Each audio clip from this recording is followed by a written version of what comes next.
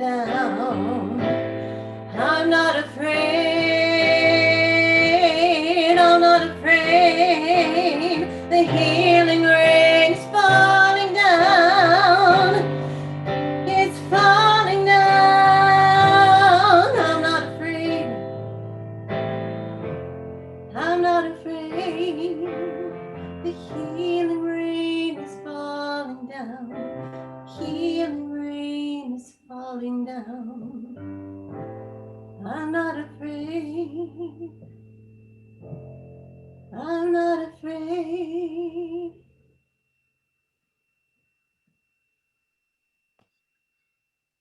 Indeed. Thank you, Kimberly. And welcome, everyone.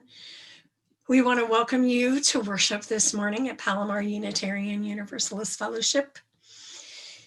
We are Palomar Fellowship wherever we are. So, and whoever you are and wherever you're watching this from and whatever time, we create this community together. And we do begin each service by acknowledging the land that we are on. I'm on the land of the Luiseño Nation and the Kumeyaay Nation. And we invite you to light a candle if you'd like, where you are. And also find out, perhaps if you're not in our area, the rest of San Diego County is Kumeyaay. And there's this part in the northern coastal part here in San Diego County that includes the Luiseño. So we just invite you to acknowledge the land that you're on, wherever you are, and recognizing that we are on stolen land and that healing comes when justice comes, when rights are restored and respected. And so we begin our service with that acknowledgement. I want to just take a moment and acknowledge the folks who joined us for Daniel Straka's memorial service yesterday, and the beautiful work that went into it, and the care that was taken to make sure that we honored Daniel. Even though we were apart, we were together in spirit and certainly felt his spirit. So in the spirit of healing, in the spirit of justice, we acknowledge what it means to be a people of healing in the spirit of Daniel Straka, who was a healer.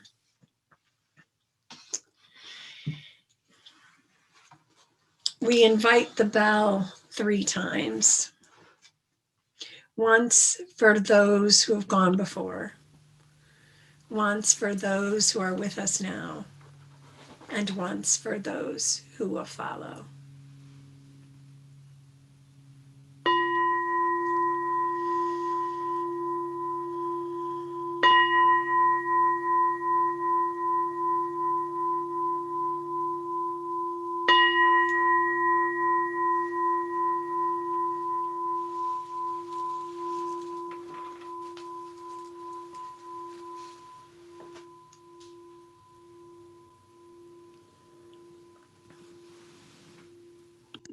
That bell kept resonating. It's still the ongoingness. This is a sanctuary for those seeking and finding our own answers to questions of faith. This is a sanctuary for voices lifted up for peace and justice wherever we are. This is a sanctuary for those seeking and finding companionship for our struggles and our journeys. I would like to invite you into worship this morning with words by Reverend Joan Javier Duval.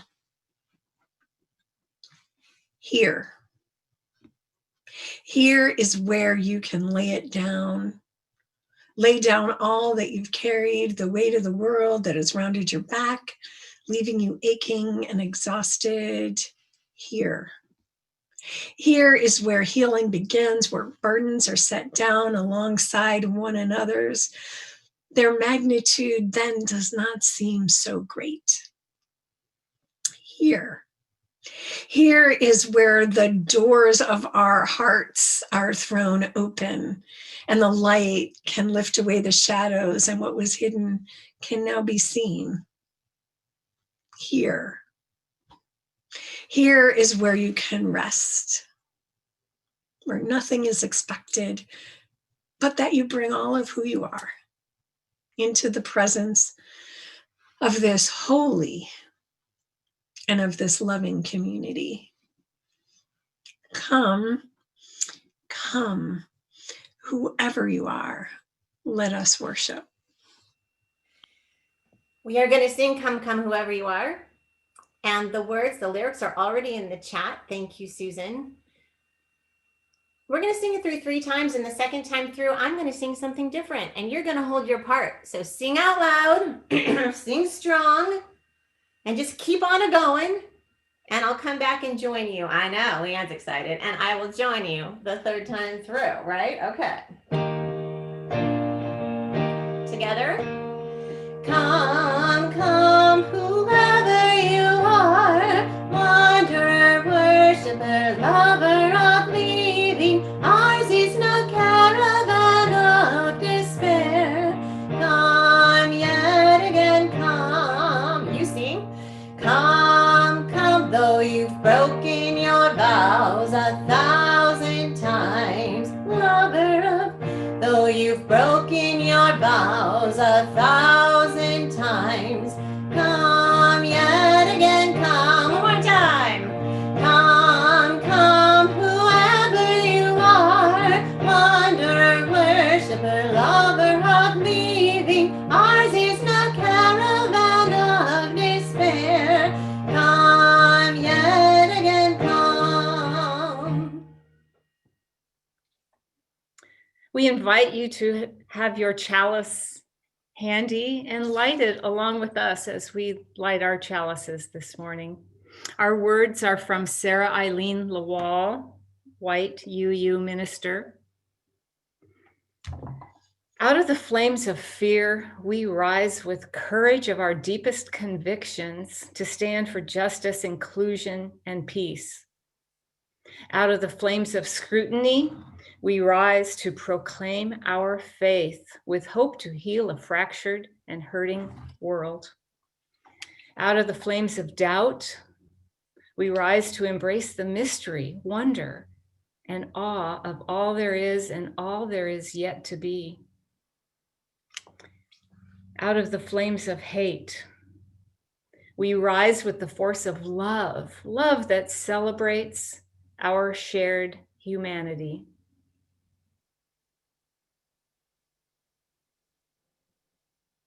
Dear ones, fellow Unitarian Universalists, it's so good to be with you tonight.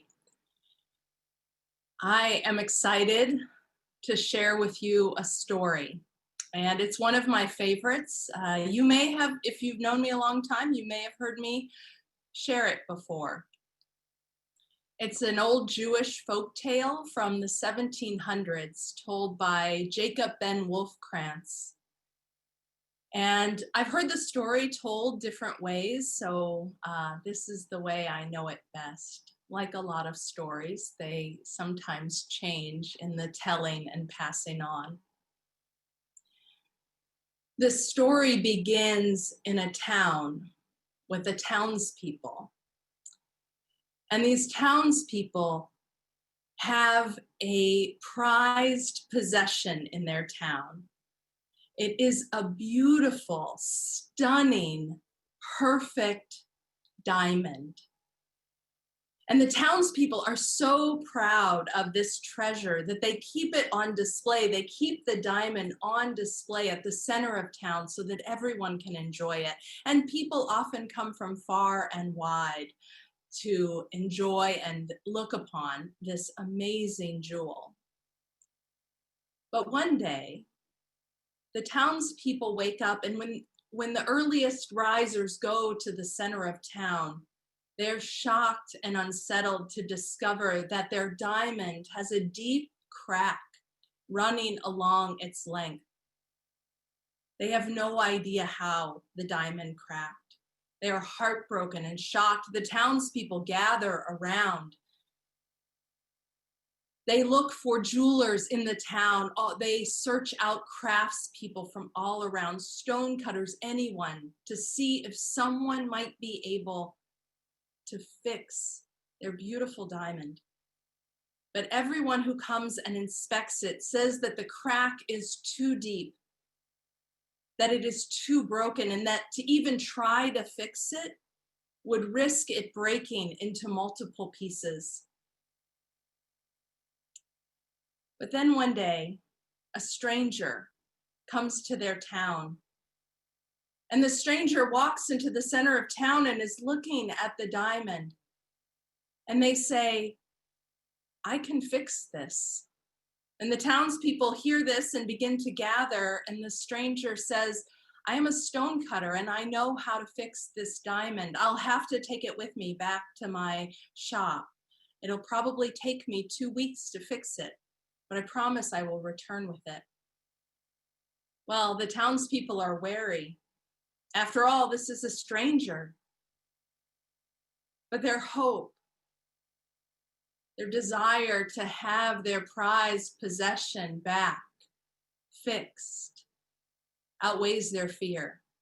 And so they give the diamond to the stranger. Exactly 14 days later, this stranger returns to the town.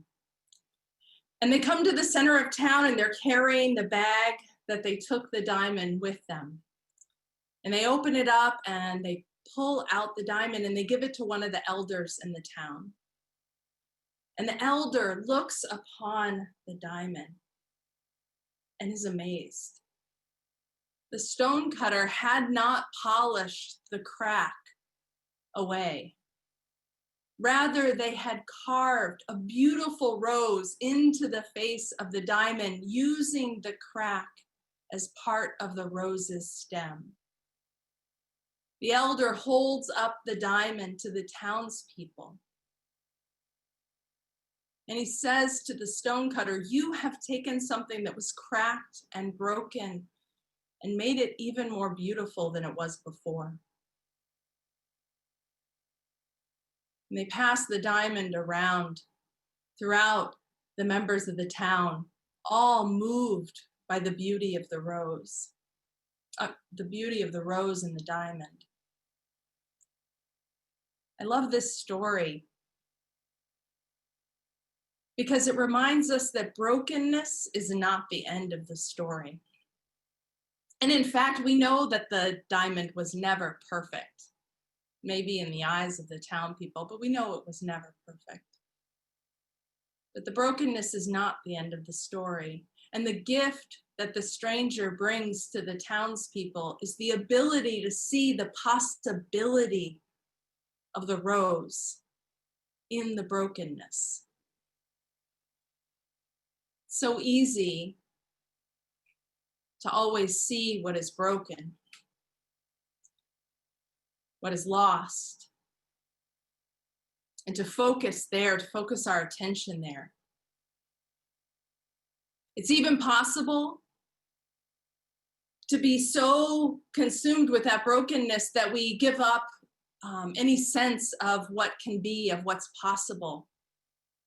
Feel that we should just take care of ourselves. The world is so broken, the world is so unjust, the situation is so wrong that we need to just withdraw, take care of ourselves, assume that all around us is broken, is ugly.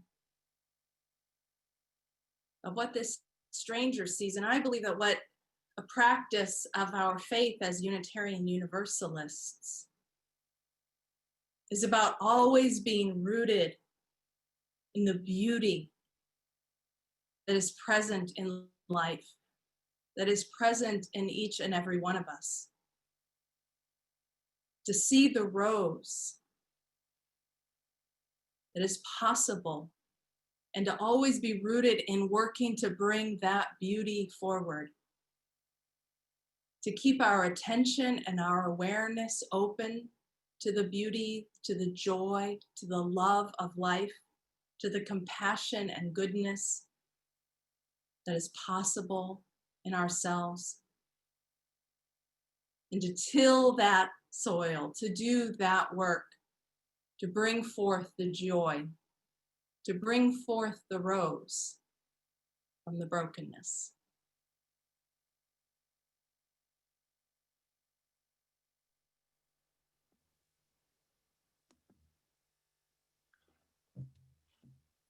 I think that our congregational covenant is how we mend the cracks in our relationships, how we polish the diamond that is our congregation. In mutual love and grace, we journey together, grounded in profound respect for a diversity of beliefs and ideas, sustained by service and shared ministry, enriched through collective spiritual deepening and a safe environment for all generations to thrive. Together, we are more than we would ever be alone. Therefore, we promise to practice radical hospitality, mindful communication, and active stewardship. Thus do we covenant with each other. And we affirm this diamond of community that we have by acknowledging all the ways we share with each other. We share our talents, we share our time. I don't know if you know, but there's a group of people who come as part of the Earth Care Ministry to pull weeds and nurture the grounds of the fellowship during the week. Kathleen Moscato, our Director of Child and Family Ministry, helps people sign up for safe times to come do that. So we share our time and our talents. And we affirm our community by sharing our resources. We live our values by sharing half of the undesignated offering money with a local nonprofit organization. This quarter, our plate share goes to Beneville Pines Camp and UU Learning Center, a beautiful place for all of us. If you are in a position currently to give or continue to pay your pledge, there are a lot of ways to do that. You can mail a check to the fellowship office. You can check with our administrator to get set up for auto payments. And it's really easy to go to our Breeze database and make a donation. Text to give is easy too, and the instructions for that will be on screen and in the chat.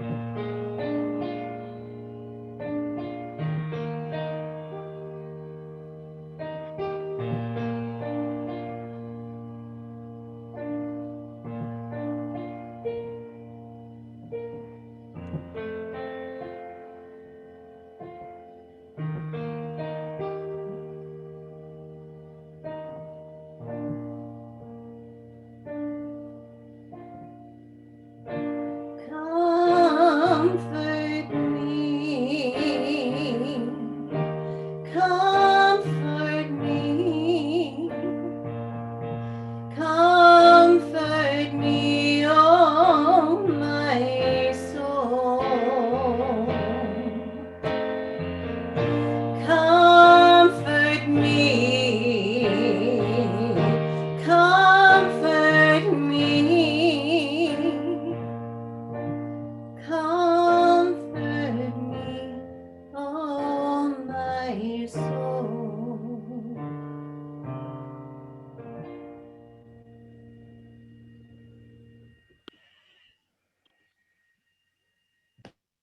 Indeed, comfort. Isn't that what we yearn for as humans? Safety, comfort.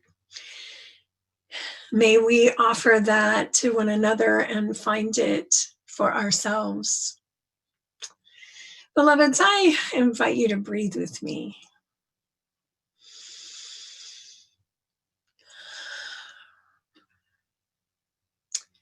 And I would love for you to do that again. Just take a breath. Connect your breath with your body. Notice your body in your chair, on the couch, or wherever you are.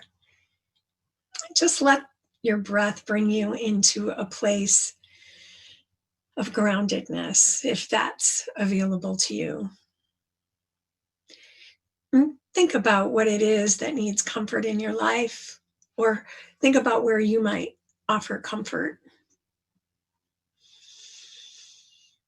Hold in your heart all of the joys and the sorrows that you are carrying with you in this moment. And if you would like to, go ahead and put those in the chat.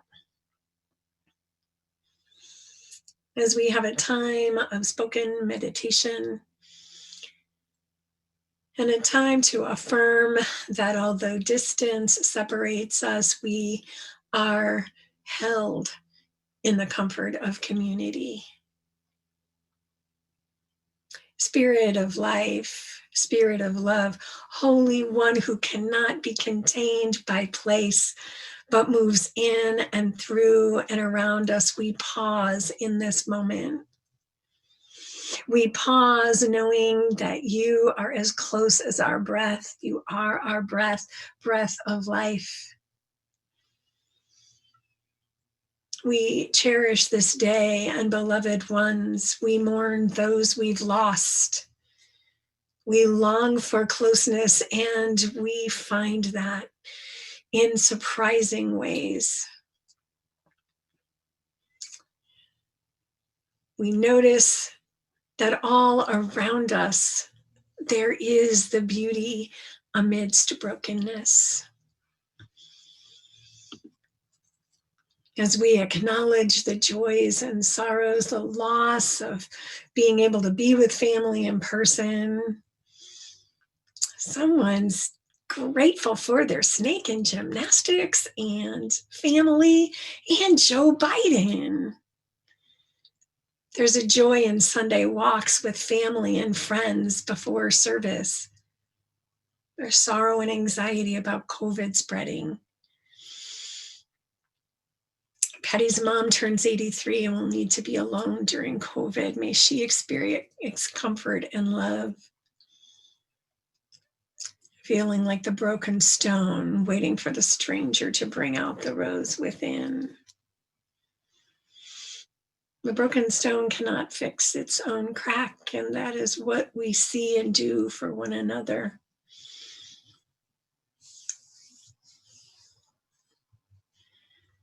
Birthdays this week. Charlotte Kennard turned 13 and Miles turned 9. Yes, we love our beloveds, our beloved children, and one another. Know that in these times, in this time, in this shared time of joys and sorrows, you are seen and heard and known. And for all that has been written and all that is being held in our hearts, would you hold with me a moment of silent reflection, including the joy of online groups and connection and laughter. Spirit of life, Spirit of love, may we remember within each breath the preciousness of life. May we behold the brokenness and the beauty. May we see that within ourselves and within others and within this world. Spirit of life, Spirit of love, comfort all who are lonely. May comfort come down like a healing rain. For all with joys, may we extend them to the wider world. May we know that we are each and all in every moment held in love and mystery deeper than we can know. May we know comfort. Someone to sing with us, speak with us, for us sometimes, and dance with us. May it be so, and amen. Dance with me. Dance with me. Dance with me, oh my soul. Dance with me. Dance with me. Dance with me, oh my soul.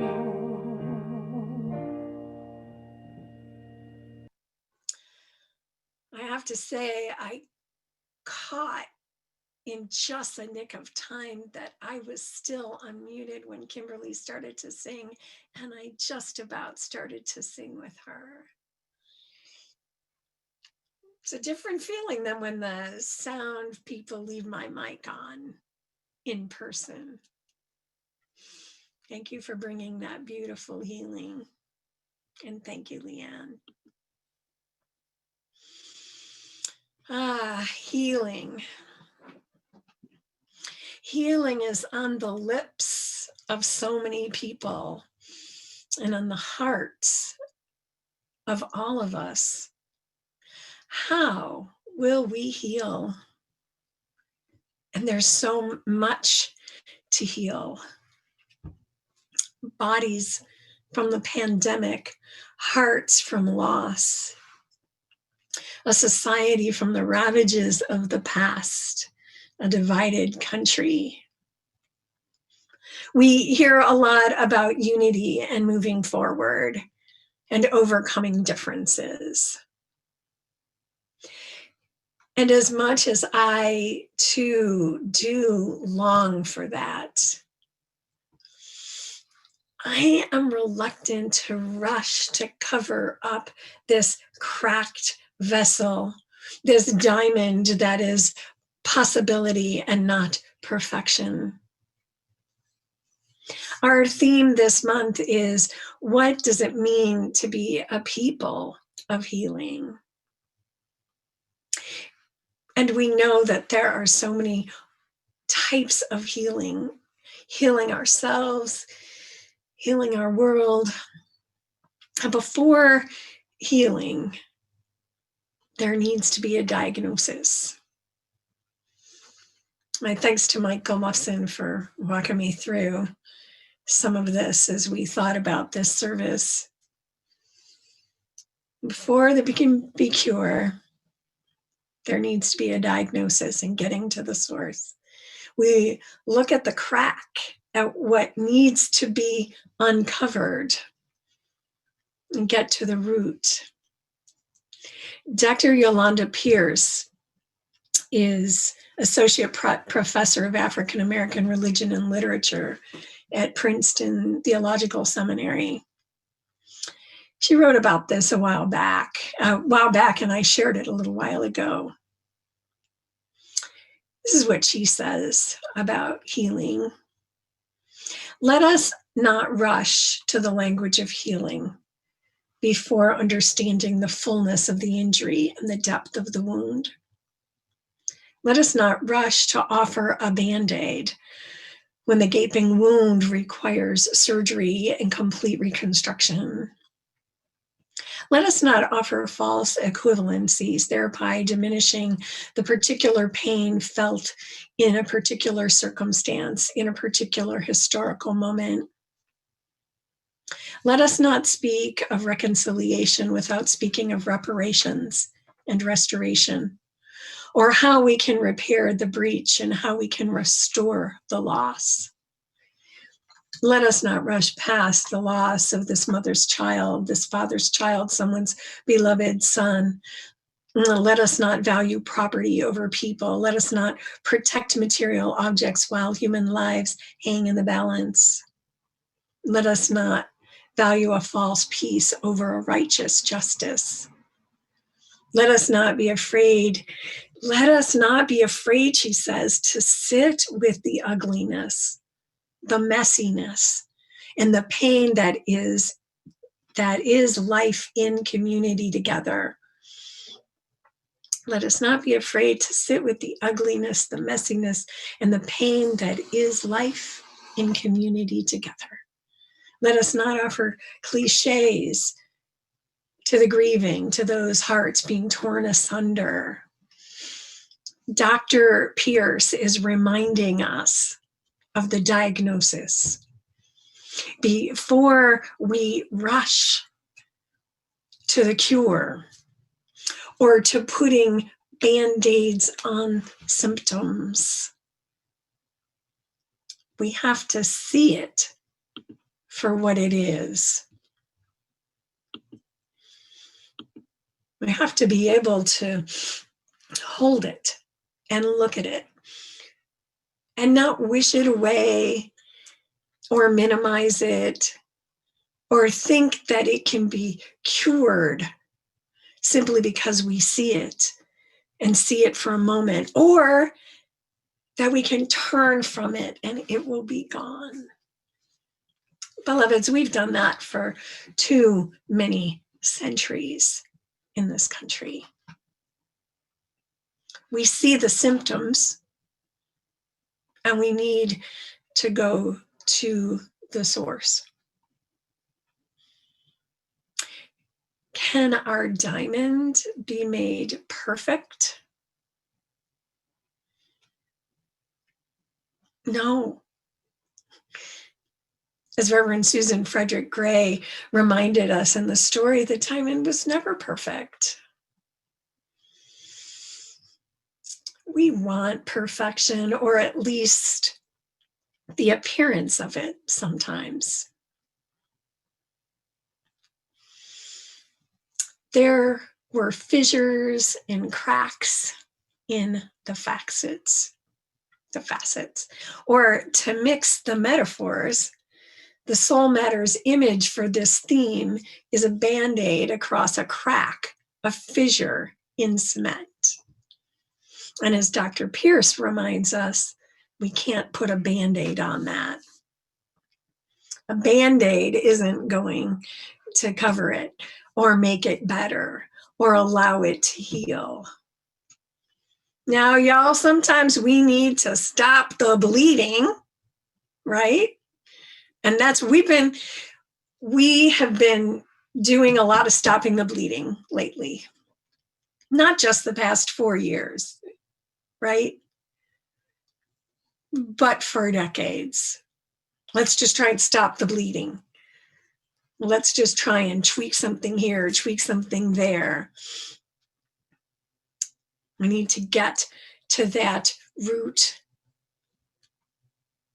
to allow ourselves to see it in its ugliness, in its messiness, and to not turn away. I'm heartened by the seeing, recognizing that especially this pandemic, these past 4 years, the killing of George Floyd, when something broke open in this country, where this, well, we knew it was like not a perfect diamond union. We were always striving for a more perfect union, but we saw how broken it was. And we looked at it, and we can't turn away. And we wish for some sort of unity. And it cannot come at the expense of seeing clearly the damage that has been done. Parker Palmer wrote, "Within us is a yearning for something better than divisiveness, toxicity, passivity, powerlessness, and selling our democratic inheritance to the highest bidder. Within us is the courage," he writes, "to pursue that yearning, to hold life's tensions consciously, faithfully, and well until they break us open. The broken open heart is a source of power as well as compassion, the power to bring down whatever diminishes us and raise up whatever serves us well. We can access and deploy that power by doing what every great social movement has done. Put time, skill, and energy into the education and mobilization of the powers of the heart. Open the eyes of my heart that I might see the pain, and that I might be moved, to prioritize those in need, that I might see the holy in the broken and be wholly broken open, wholly broken open. Palmer also writes, as history consistently demonstrates, heart talk can yield actions just as practical as those driven by conventional forms of power. But let's be clear here. I need to be clear here. I don't know. Parker Palmer is a good justice guy, so I'm hoping he's clear. But what I need to make clear is heart talk isn't, can't we all get along? All will be forgiven. We're all just going to move on like nothing happened for the past 40 years, for decades. The heart sees and speaks the truth and reaches out to those who have been harmed. Reparations, equal access, naming wrongs and righting them. Dr. Pierce gives us a good prescription.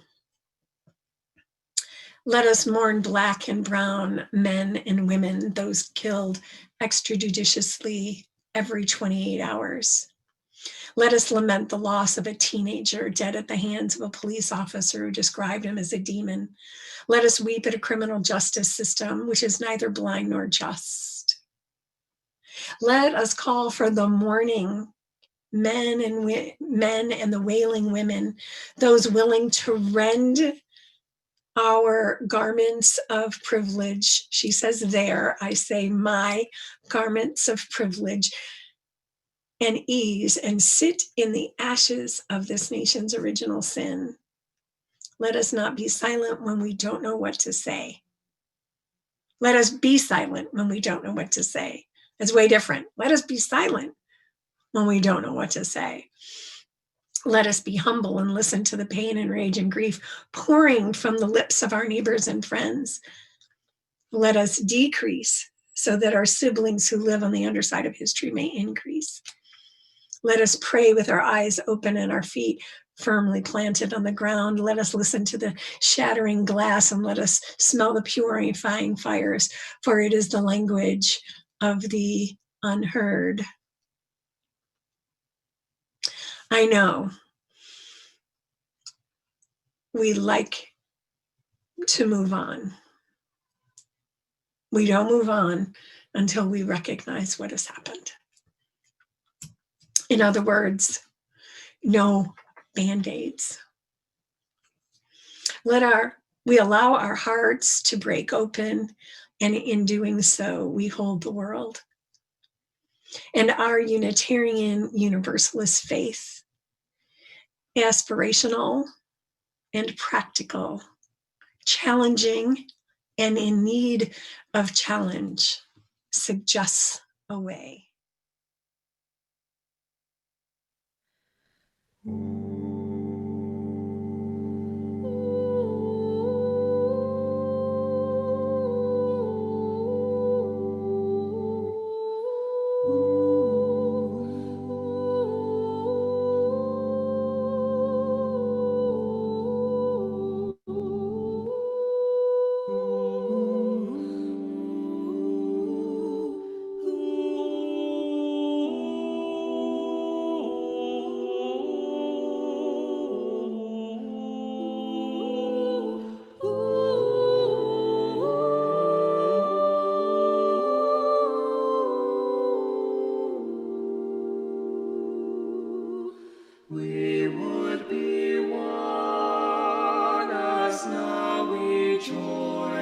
singing our hymn of love, to pledge ourselves anew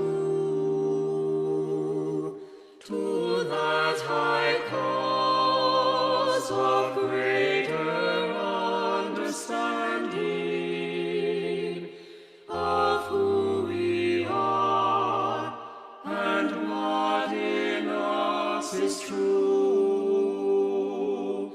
We would be one in living for each other,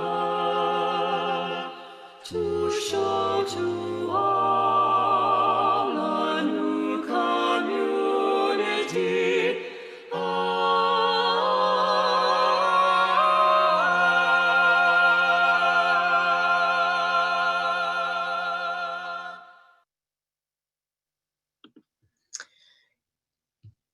We would be one, as now we join in singing our hymn of love, to pledge ourselves anew to that high cause of greater understanding of who we are and what in us is true. We would be one in living for each other, to show to all a new community. The song goes on, we would be one in building for tomorrow a nobler world than we have known today. We would be one in searching for that meaning, which bends our hearts and points us on our way. As one, we pledge ourselves to greatest service with love and justice, strive to make us free. The video that you saw was put together by Sonder Choi, music director at the UU Church of Santa Monica. And he credits the musicians at the UU Community Church of Santa Monica. I love that song. I have since I first heard it in church 25 years ago at Orange Coast UU Church, my first congregation,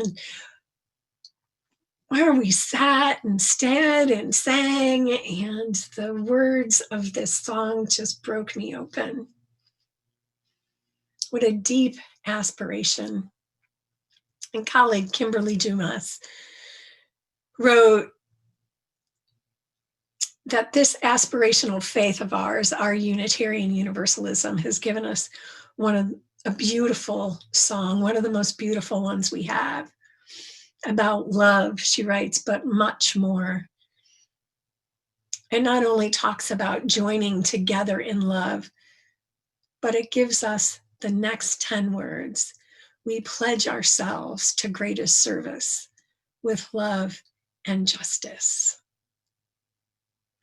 With Kimberly, I need this aspiration of love and justice, of coming together to show the world what beloved community looks like. And what beloved community looks like, beloveds, is that we move alongside those who've been oppressed. We follow the lead of those who have been harmed, of those who strive for liberation. This love that the song talks about isn't that mushy, sentimental love. Not that there's anything wrong with that, y'all. You know I love love. But it is a radical love that gets to the root, which is what radical means. It comes from the root. It gets to the root. What does it mean to be a people of healing? It means that we hope for wholeness even as we move toward cure. We take the cracked diamond and we don't attempt to make it perfect. But we remember There is no forgetting. This move to unity is like, we don't forget. We remember. In other countries, in Germany, there are walls of remembrances of Nazi Germany and the Holocaust. There is a remembering. And we are being called to put our remembering on display, not to cause further harm, but to recognize harm. Unity will come when we all pledge ourselves to greater service with love and justice. We strive to make all free, everybody, no one left behind. So we take the cracked diamond, we remember it, and we transform it into a thing of beauty, of love, of justice, and of hope. May it be so. And amen.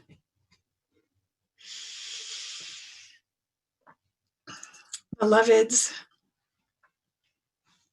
as we move to conclude our service, I invite you to go ahead and put into the chat, if you would like, where you see brokenness, where you see beauty.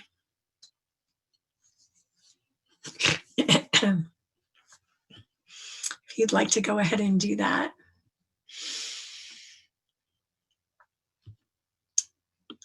Where is the beauty that you see amidst brokenness? I see it in the movements for justice. I see it in reparations. I see it in the folks that are working for racial justice and reconciliation. So bring that into our lives and into our world.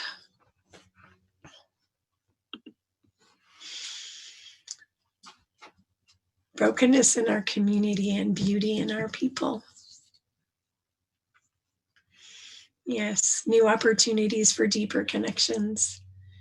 Brokenness in relationships breaks hearts. Brokenness is white supremacy and 5,000 years of patriarchy.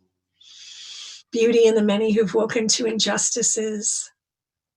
Such beautiful care of the fellowship grounds. There's beauty all around. There's brokenness all around, and there's beautiness all around.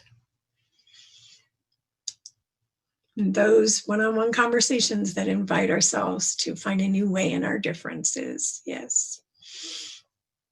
Brokenness amidst COVID and beauty and the artistry to connect through technology. I really like you, Rosie. Beauty is in the struggle. Beauty is in a new baby tortoise born to Emily's parents' outdoor tortoise enclosure, and Willa's ability to experience a new life. Yes. As we move forth, beauty in nature and brokenness in nature, boy, Susan, that's really true. And this has really been about holding those tensions as well. Thank you for your sharing. I'll save this chat and look back on it and draw from it in the future. I just want to remind you as we begin to close our service to stay connected and invite you to join me in our chalice extinguishing words. Although we extinguish this flame, we carry in our hearts the light of truth, the warmth of community, and the fire of commitment until we are together again. Now, isn't that just one of the most beautiful slides you've ever seen, Michael? Thank you for that. This is what I know, y'all. Kimberly? I know. I know. We can. We can. We can hold that tension. That's right. Let's sing it, Kimberly. Let's do it.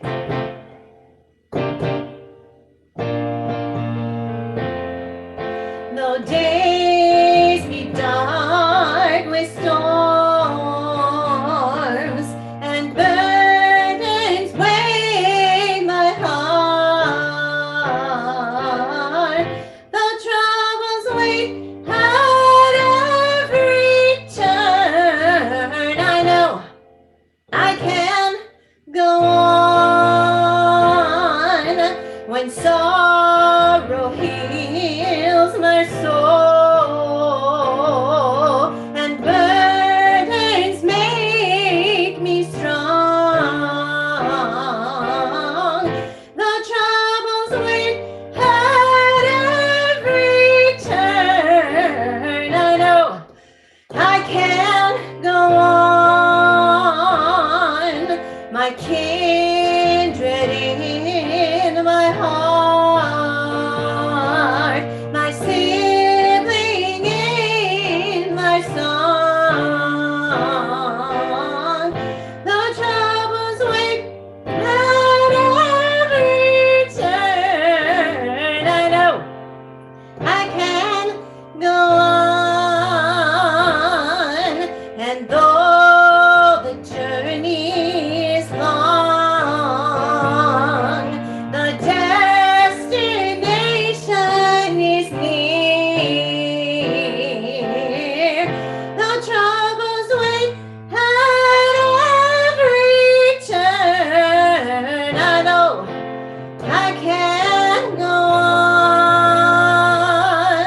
So kindred, take my hand, and siblings, sing my song. When hope awaits at every turn, I know we will go on.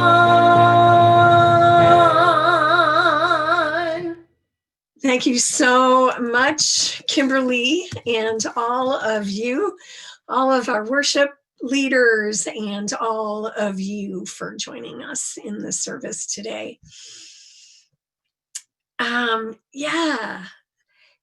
So I want to know, do you sing at home?